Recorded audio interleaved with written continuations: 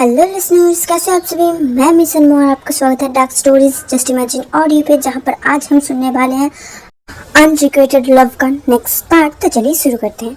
पिछले पार्ट में हमने देखा था कि सिड के दो दोस्त उसे प्रवोक करते हैं हर्षी के साथ फिजिकल होने के लिए, ताकि वो उसकी लाइफ को बर्बाद कर सके, क्योंकि वो दोनों ही सिड को बिल्कुल भी पसंद नहीं करते थे और वो उसका नाम हर्षी के साथ जोड़ना चाहते थे, ताकि एक अगली लड़की के साथ उसका लाइफ जुड़ जाए और वो पूरी ज़िंदगी अनहैप्पी रहे।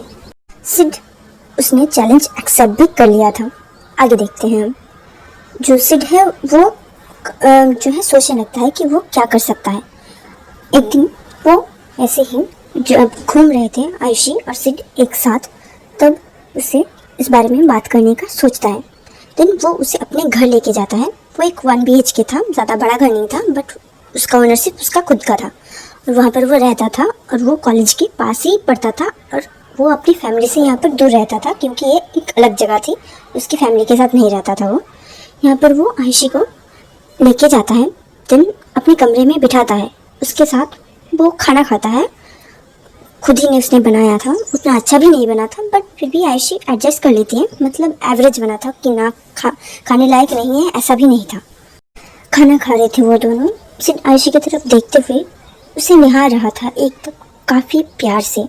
आयशी जब इस चीज़ को नोटिस करता है, वो अपना चश्मा ठीक करने लगती है और अपने बाल को भी जो है अपने कान के पीछे दबाने लगती है और काफ़ी शर्माते हुए वो पूछती है कि तुम मुझे ऐसे क्यों देख रहे हो। सिड बोलता है काफ़ी प्यारी लग रही हो तुम, तुम्हें पता है तुम कितनी अच्छी हो, कितनी प्यारी हो। आयशी बोलती है पहली बार किसी ने बोला है मुझे, पता है बचपन से बस अगली हो, ये बात ही सुनना पड़ा है मुझे। सिड बोलता है धत, तुम और अगली, तुम तो इस दुनिया के सबसे खूबसूरत लड़कियों में से एक हो। फिर वो पूछती है कि सच्ची। सिड बोलता है सच्ची मच्ची, तुम्हारी कसम। फिर एक जेंटल सा स्माइल देता है जिससे आयशी भी पिघल जाती है। देन सिड आगे बढ़ता है और वो उसे किस करता है। उन दोनों के बीच एक लंबा किस चलता है और आयशी को वो पूछता है क्या वो इससे भी आगे बढ़ सकता है। आयशी पहले काफ़ी ज़्यादा घबरा जाती है। वो बोलता है डरो मत, मैं तुम्हारे साथ सेक्सुअल रिलेशनशिप नहीं बनाऊंगा, मतलब हम सेक्स नहीं करेंगे, बट हम इससे आगे बढ़ सकते हैं, हम 3rd बेस तक तो जा ही सकते हैं ना। आयशी वो थोड़ी देर सोचने लगती है, फिर वो मन मार के हाँ बोल देती है। फिर वो दोनों, अभी तक उनका खाना हो गया था और वो उसी वक्त ही डिस्कशन कर रहे थे। उसके बाद वो प्लेट्स को ले जाता है, सिंक में रख देता है, फिर उसे क्लीन भी करने लगता है। आयशी जो उसके कमरे में बैठी हुई थी और वो डरी हुई थी, क्योंकि उसे नहीं पता था कि क्या करना है। उसे नॉलेज तो था, बट उसने कभी भी प्रैक्टिकली ये सब चीज़ें नहीं करी है, बट सिड वो उसे सिखा देगा, उसने कहा है। दिन वो काफ़ी डरी हुई वहाँ पर बैठी हुई थी। सिड आता है, दिन वो उसके क्लोज जाता है, उसे लेटा देता है, दिन उसे किस करता है बहुत देर तक। आयशी उसे धक्का मार के जो है खुद से दूर कर देती है, मतलब हल्का सा धक्का था। सिड माफ़ी मांगता है आयशी से और बोलता है सॉरी, मुझे पता है तुम्हारी ब्रेथ रुक जाएगी, आई एम सॉरी। उसके बाद वो बैठ जाता है और वो बोलता है कि नहीं करते हैं। आयशी वो भी बैठ जाती है और वो थोड़ा सा डरी हुई थी। वो बोलती है नहीं कोई बात नहीं, ये थोड़ा लंबा हो गया था ना, इसी वजह से मेरी सांसें अटक गई थी, इसी वजह से मैंने तुम्हें धक्का दिया, वरना मेरा ऐसा इंटेंशन नहीं था। ये बोल के वो अपने सिर को झुका लेती है एंड एक पछताने वाली नज़र से वो देखने लगती है। मतलब मन ही मन उसे काफ़ी ज़्यादा गिल्ट महसूस हो रहा था, क्यों धक्का दिया उसने सिड को। सिड अंदर ही अंदर वो खुश हो रहा था, क्योंकि उसे पता है आयशी को वो ऐसे ही मना सकता है। देन वो फिर से आयशी के क्लोज जाता है। फिर आयशी वो एक्सेप्ट नहीं कर पा रही थी, बट फिर भी वो अपने दिल को मना लेती है। देन वो लोग एक दूसरे को सेटिस्फाई करते हैं अपने हाथ की मदद से। सिड जो काफ़ी ज़्यादा अट्रैक्ट होने लगा था आयशी की बॉडी को देख के, क्योंकि उसकी बॉडी काफ़ी ज़्यादा गॉर्जियस थी सिड के हिसाब से, और आयशी ने भी पहली बार के लिए सिड की बॉडी को ऐसे देखा है बिना किसी कपड़ों के। वो दोनों नेकेड थे, बट जो वो है उन दोनों के बीच इंटरकोर्स नहीं होता है और सिड उसे वहीं पर सो जाने के लिए बोलता है, रेस्ट लेने के लिए। फिर वो दोनों एक दूसरे को हग करके वहीं पर सो जाते हैं। सॉरी, थोड़ा सा नॉइस हो गया था, अभी मैंने अपने आप को लॉक कर लिया है। होप करती हूँ कि कोई नॉइस नहीं आएगा। कहानी को कंटिन्यू करते हैं। 2 हफ्ते हो जाते हैं इस टाइम पीरियड के बीच में उन दोनों के बीच ये सब कई बार होता है, मतलब 2 हफ्तों में ही ये दोनों एक दूसरे को ऐसे ही मतलब इन जो सेक्स नहीं करते बट ओरल या फिर हैंड से वो दोनों एक दूसरे को सेटिस्फाई करते हैं। हम देखते हैं 2 हफ्ते बाद का सीन। अभी वो अपने फ्रेंड्स के साथ ही बैठा हुआ था और वो अपनी विक्ट्री की बातें, अपनी पर्सनल बातें सब कुछ उन दोनों के साथ शेयर कर रहा था। वही दोस्त जिसने उसे प्रोवोक किया था वो बोलता है, हाँ इसमें कौन सी बड़ी बात है, कोई भी लड़की मिल जाएगी और वो मान जाएगी इसमें। हमने तो बोला था एकदम तुम्हें वो करना है। वो मतलब सिड पूछता है, वो लड़का बोलता है वो मतलब तुम्हें एकदम उसके साथ सेक्स करना है, एकदम रियल वाला सेक्स, ना कि ये हैंड से या फिर तुम्हारे। उसके बाद उसे देख के वो हंसने लगता है। फिर सिड को ये सब चीज़ें काफ़ी ज़्यादा इंसल्टिंग फील होती है, लेकिन वो काफ़ी ज़्यादा पी लेता है और वो बोलता है ठीक है मैं करके दिखाऊंगा, अभी भी 2 हफ्ते बाकी हैं। फिर सिड वहाँ से चला जाता है। वो नशे में था और उसको उसके दिमाग में कुछ भी नहीं आ रहा था कि उसे क्या करना चाहिए। आयुषी वो एक रेंटेड अपार्टमेंट में रहती थी, वो भी छोटी सी ही थी, काफ़ी बड़ी नहीं थी, वो भी 1 BHK ही था। देन वो वहाँ पर चला जाता है आयुषी के पास, और आयुषी के पास जाने के बाद उसकी मुझे शराब की बदबू आ रही थी। आयुषी ये नोटिस करती है। वहाँ पर जाने के बाद ही जैसे ही आयुषी दरवाज़ा खोलती है वो उसके गले लग जाता है और वो बदबू उसके नाक में आती है। वो अपने नाक बंद कर लेती है। फिर वो ऐसे ही पूछती है, तुमने शराब पी है, तुम्हें पता है ना मुझे ये सब नहीं पसंद। फिर सिड बोलता है, आयुषी प्लीज़ ऐसा मत करो ना, तुम्हें पता है ना मैं कितना प्यार करता हूँ तुमसे, और तुम लोग की मुझे तुम्हारे क्लोज आने ही नहीं देते हो। फिर जो कुछ भी आयुषी और सिड के बीच में हुआ था वो सारे मोमेंट्स याद करके आयुषी साई फील करने लगती है। वो उसे ले जा रही थी, फिर वो जो है उसे एक सोफा में बिठा देती है। वो उसका जो है डाइनिंग रूम था ना कि बेडरूम था, वहाँ पर बैठाने के बाद वो किचन में चली जाती है उसके लिए कुछ लाने के लिए। उसे पानी देती है किचन से लाके। उसे नहीं पता था कि नशा उतारने के लिए क्या दिया जाता है, क्योंकि उसने कभी ऐसा किया ही नहीं है और ना ही उसकी पूरे फैमिली में कोई नशा करता है। पर सिड को जब वो देती है, सिड को जो काफ़ी ज़्यादा जो है शराब कंज्यूम करता था, अल्कोहल कंज्यूम करता था, तो थोड़ी सी जो है अल्कोहल से उसे नशा नहीं होता था, बट वो एक्टिंग कर रहा था वहाँ पर। और आज ही उसका प्लान था कि आज वो आयशी के साथ वो सब कुछ करके ही रहेगा। देन जब आयशी आती है वो उसको खींच के अपनी गोद में बिठा लेता है। देन वो पानी जो आयशी उसके हाथ में थी उसे देती है। वो पानी लेके वो अपने मुंह पे लेता है। देन आयशी को किस करता है और वो पानी माउथ टू माउथ वो उसे पिला देता है। थोड़ी देर बाद जैसे उनका किस खत्म होता है, आयशी खांसते हुए वो छुड़ाती है खुद को एक्चुअली। देन वो बोलती है, ये सब क्या कर रहे हो तुम, पानी तुम्हारे लिए लाई थी ना कि मेरे लिए, जो तुमने ऐसे मुझे पिला दिया। सिड बोलता है, पहली बार थोड़ी है, हम दोनों के बीच तो कई बार किस हो चुकी है ना। आयशी थोड़ा साई फील करते हुए बोलती है, हाँ पता है, बट तुम अभी नशे में हो और तुम्हें ना अभी मुझसे दूर रहना चाहिए। फिर वो उसकी गोद में से उठ जाती है और उसके जो सीधे पे मतलब अपोजिट साइड पे जो सोफ़ा था वहाँ पे जाके बैठ जाती है। और वहाँ पर जाने के बाद सिड खड़ा होता है। वो लड़खड़ा रहा था, इसी वजह से आयशी आती है और उसे फिर से पकड़ लेती है और वो बोलती है कि तुमसे जब हैंडल नहीं होता तो तुम इतने पीते क्यों हो। आयशी को इतना करीब देख के वो उसे हग कर लेता है और वो बोलता है, आयशी आई लव यू, क्या मैं आज रात तुम्हारे घर पे रुक सकता हूँ। आयशी पहले कुछ सोचती है, फिर वो हाँ बोल देती है, क्योंकि उन लोगों ने एक दूसरे के साथ रात में भी जो है एक साथ रहे हैं, सेम बेड शेयर किया है उन दोनों ने पहले भी, इसी वजह से वो मान जाती है। देन आयशी उसे अपने कमरे में ले जाते हैं एंड बेड पे सुला देती हैं। उसके जूते वगैरह निकालते हैं। देन उसने एक जैकेट पहना हुआ था जीन्स का ग्रे कलर का, उसे वो निकाल देती है उसे ताकि कंफर्टेबल हो जाए थोड़ा सा। देन उसने जो पैंट पहना हुआ था वो भी जीन्स का था, उसे वो निकाले या फिर नहीं वही सोच रही थी। उसके बाद सिड खुद ही उसे निकालने लग जाता है। देन वो उसे फेंक देता है। अभी वो बस अपने जो है अंडर गारमेंट मतलब लोअर एरिया पे क्या बोलते हैं उसे मुझे याद नहीं आ रहा, क्या बोलते हैं, अंडरवेयर्स, मैं अंडरवेयर से बोलूँगी ओके।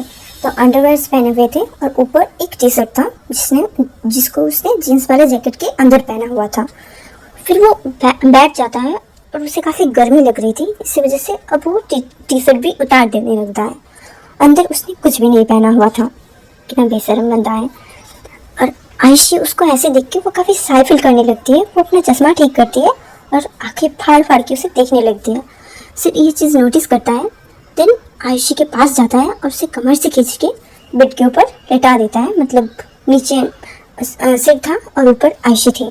फिर आयशी को वो नीचे कर देता है और देन उसे किस करने लगता है। थोड़ी देर बाद देखते हैं हम, जब सिड आयशी को छोड़ता है तब आयशी वो बोलती है, क्या कर रही हो तुम अभी नशे में हो, तुम्हें मुझसे दूर रहना चाहिए।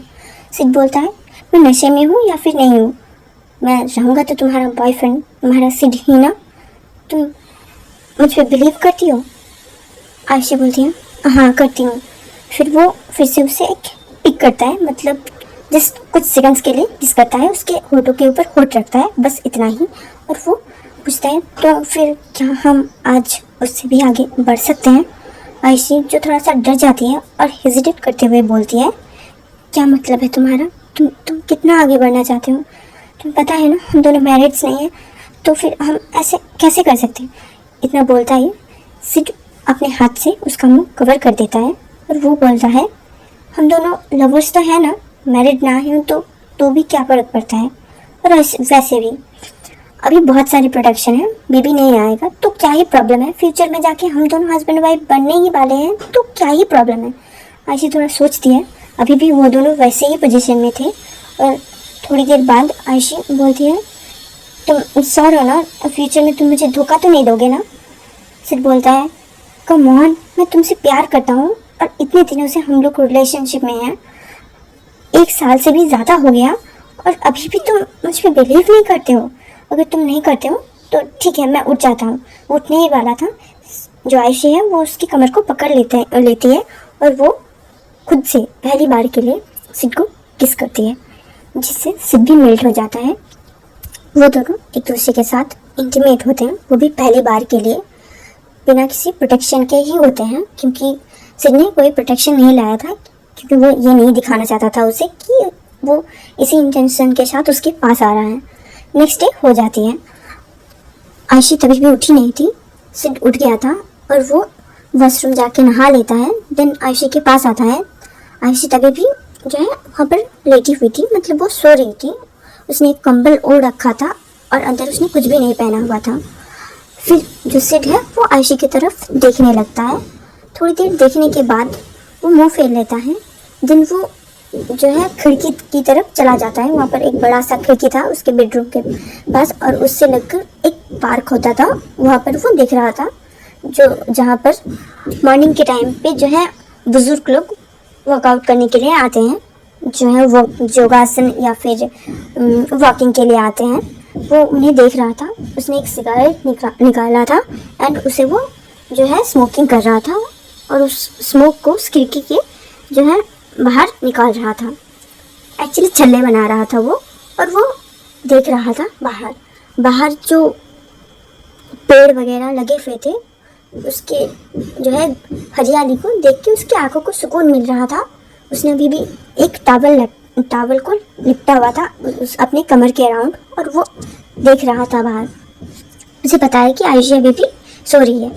आयशी उठ जाती है एंड उठने के बाद वो सिड को बुलाती है। सिड पीछे मुड़ता है और उसके पास जाता है और उसके जो है गाल से उसके फेस को पकड़ता है, उसके फोrehead में किस करता है। वो बोलता है, थैंक यू, तुमने मुझ पर बिलीव किया इसीलिए। उसके बाद वो उसके लिप्स में पिक करता है एंड उसे नहाने के लिए बोलता है।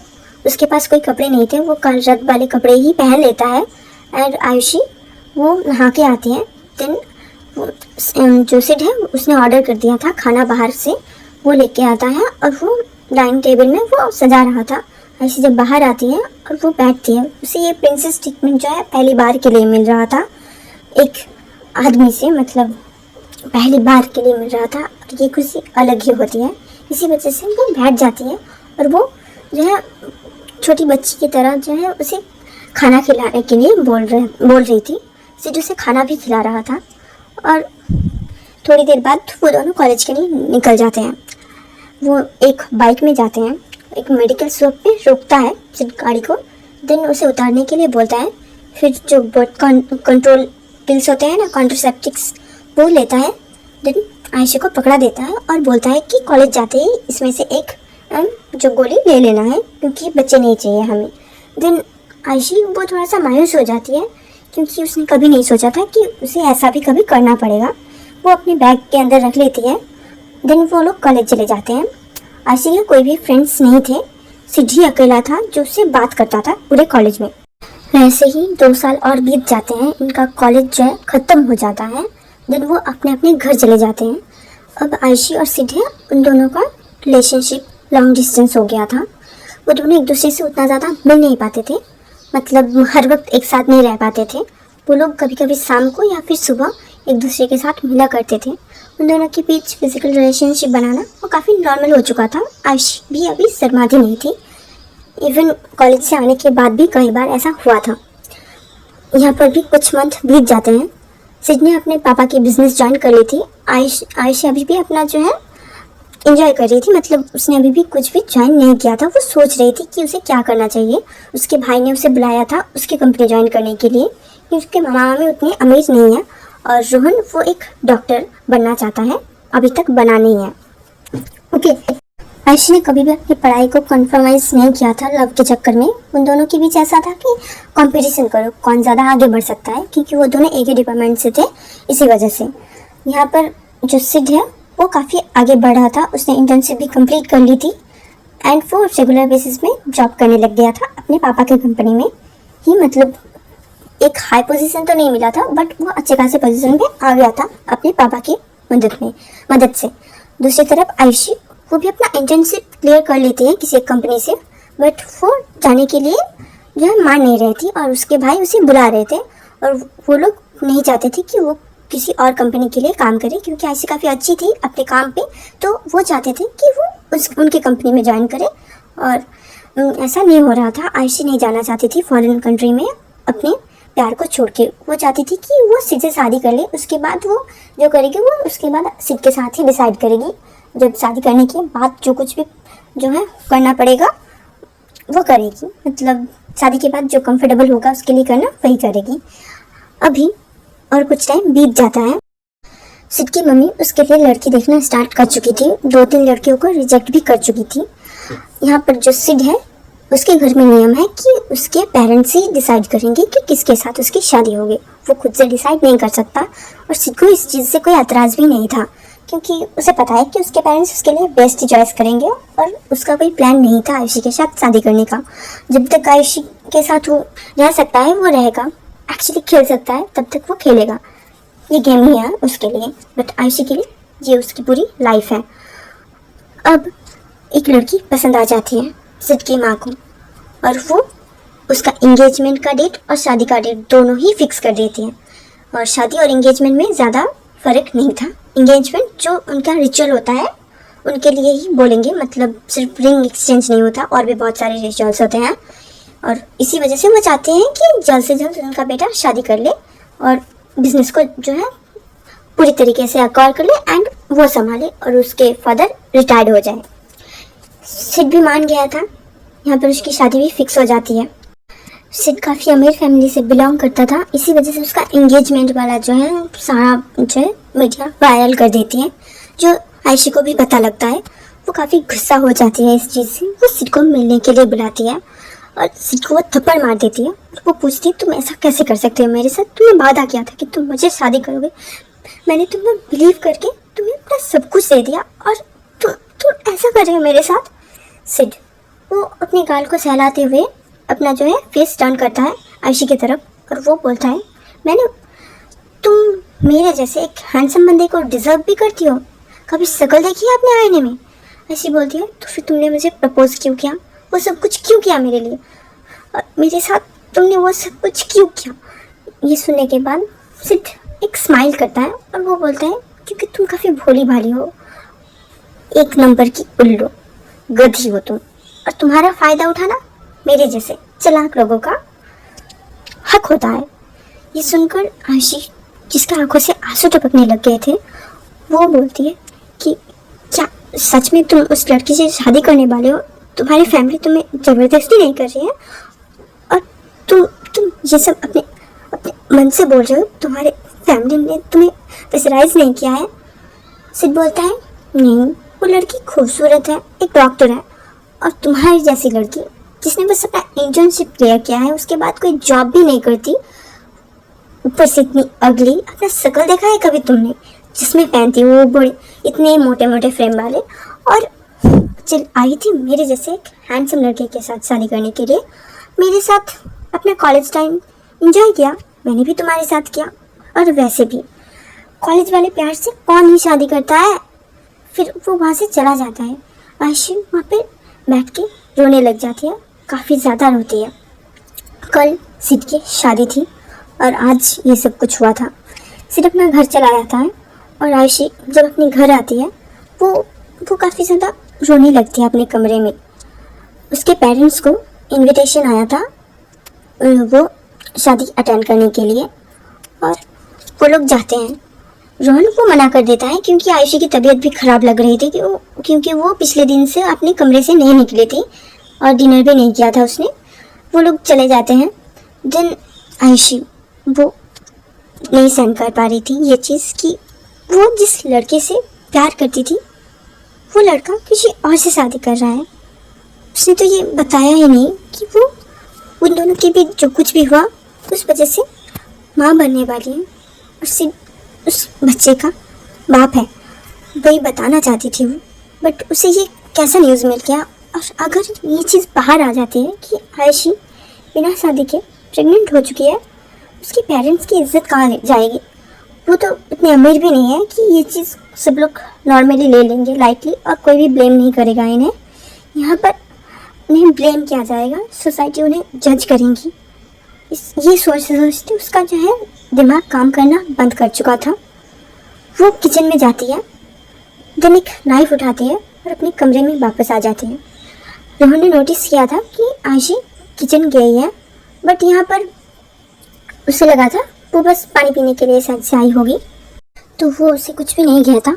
देन आयशी वहाँ से चली जाती है और रोहन भी अपने कमरे में चला जाता है। बैक टू द प्रेजेंट्स, जहाँ पर रोहन पूछ रहा होता है आयशी से कि कौन है इस बच्चे का बाप, प्लीज़ बता दे मुझे, मैं नहीं छोड़ूंगा। अगर उसने तो इससे शादी नहीं करी ना तो मैं उस पर केस करूँगा। मुझे पता है तेरे साथ किसी ने तेरे साथ फोर्स किया है, राइट? बहुत सारे जो है उसके दिमाग में बहुत कुछ चल रहा था कि कैसे हो सकता है। आयशी वो बस रोई जा रही थी और कुछ भी नहीं कह रही थी, और काफ़ी ज़्यादा रोती है वो। देन वो बोलती है कि ये मेरी ही गलती है, और मैंने कभी भी नहीं सोचा था कि मेरे साथ वो ऐसा करेगा, प्यार का नाटक करेगा मेरे साथ। पर उसने ऐसा क्या ही क्यों? अगर मैं उसे अगले लगती हूँ तो उसने मेरे साथ प्यार का नाटक ही क्यों किया? और ये बोलकर वो काफ़ी ज़्यादा रोती है। थोड़ी देर बाद वो शांत हो जाती है और वो बोलती है कि मुझे तो मर जाना ही चाहिए ना, मैं बहुत बुरी हूँ ना। रोहन उसके फेस को पकड़ता है और उसे अपनी तरफ टर्न करता है और वो बोलता है, देख जो कुछ भी है तो सच सच बताना मुझे, मैं सब कुछ सॉल्व कर दूँगा। वो उसके हाथ को छुड़ाती है और जोर से बोलते हैं, शादी कर ली है उसने किसी और से, अब क्या किसी और का घर बर्बाद करोगे मेरे लिए? ये सुनकर रोहन वो काफ़ी चौंक जाता है और उसके करीब आता है और वो बोलता है कि ठीक है, जब बच्चा ही प्रॉब्लम है ना तो हम इसे ही हटा देते हैं, अबॉर्शन करवा लो तुम। आयशी बोलते हैं ऑलरेडी 3 मंथ्स बीत चुके हैं, ये नहीं हो सकता है। इसके बाद रोहन वो बैठ जाता है गुस्से के मारे और वो बोलता है, तूने किसी को ये करने ही कैसे दिया? तुझे नहीं पता है क्या? हमने क्या तुम्हें ऐसा बनाया था? तुम ऐसी तो नहीं थी। ये सुनकर आयशी अपना सर पकड़ लेती है और बोलती है, पहली बार किसी लड़के ने मुझे प्यार किया था और इसी वजह से मैं बहक गई थी, और मुझे नहीं पता कि ये सब कैसे हो गया।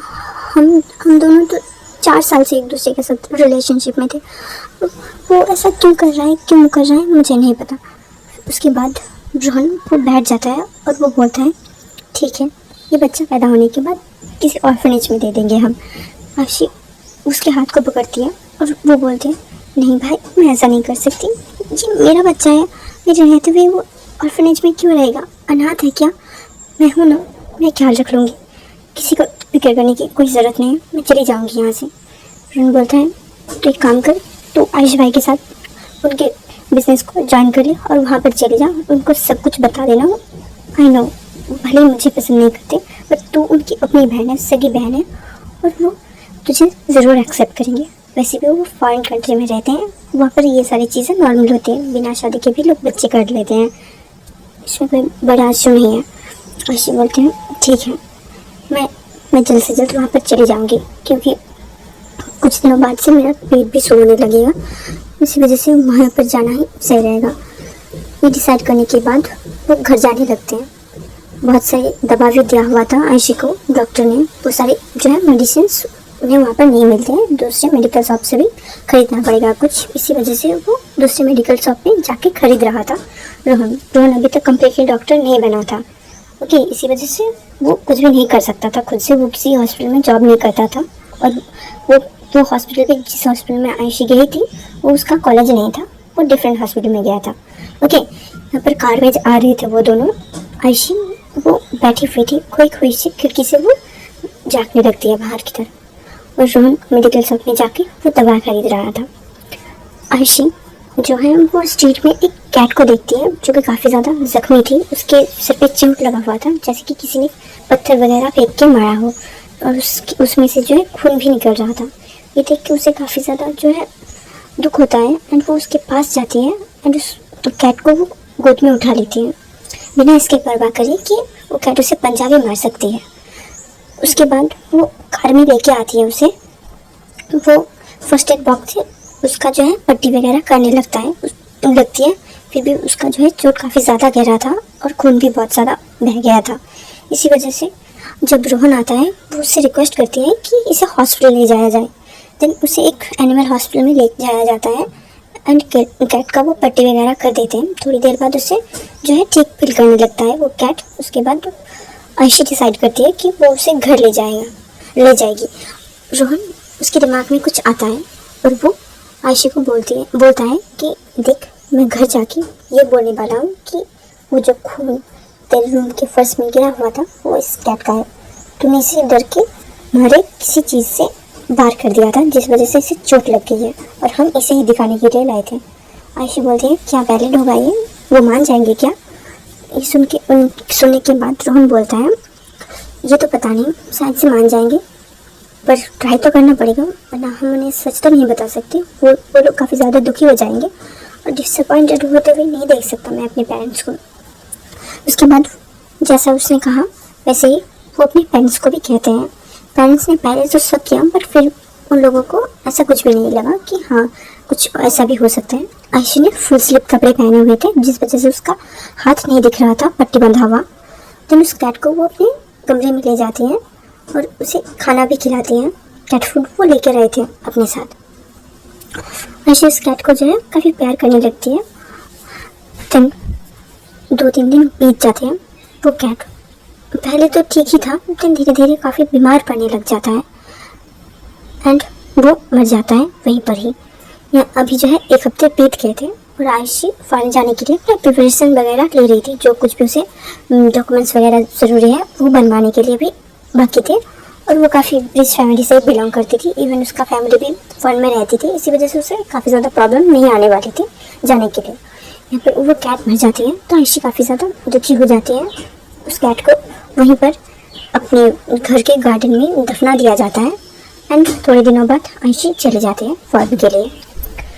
रोहन को नहीं बताया था आयशी ने कुछ भी इसके बारे में कि कौन है बच्चे का बाप। इसी वजह से रोहन पता लगाने लगता है कि कौन है इस बच्चे का बाप। वो वहाँ पर जाता है और उस कॉलेज में जो है उसके भी फ्रेंड्स पढ़ते थे और उनसे भी पूछताछ करता है। वो 1-2 फ्रेंड ही गए थे, और क्योंकि वो एक ही क्लास सीनियर थे, उसी कॉलेज में पढ़ते थे, तो उनको पता है क्योंकि आयशी और सिड वो दोनों एक दूसरे के साथ ही रहा करते थे, एक दूसरे का हाथ भी पकड़ के चलते थे। इस वजह से उनको पता चल जाता है कि कौन है सिड। उसके बाद सिड के बारे में वो पता लगाना स्टार्ट करता है और उसे पता लगता है कि वही लड़का है जिसकी शादी अटेंड करने के लिए उसके पेरेंट्स गए हुए थे उस दिन। फिर उसे काफ़ी ज़्यादा गुस्सा आता है सिड के ऊपर और वो बदला लेना चाहता था, और वो बदला लेगा भी। कैसे लेगा वो जानने के लिए मेरे चैनल को सब्सक्राइब कर दीजिए और ऑल वाला नोटिफिकेशन वो भी ऑन कर दीजिए, क्योंकि अगर आपको जानना है क्या होगा तो सीरीज़ को कंटिन्यू करना पड़ेगा। और वीडियो को भी लाइक कर दीजिए ताकि मुझे भी पता चले कि आपको स्टोरी पसंद आ रही है, ताकि मैं और भी इंटरेस्टिंग बना सकूँ इस स्टोरीज़ को। देन थोड़ा सा सपोर्ट करिए ताकि मुझे भी मोटिवेशन मिले आपके लिए न्यू न्यू स्टोरीज लाने के लिए। Thank you for watching, bye bye.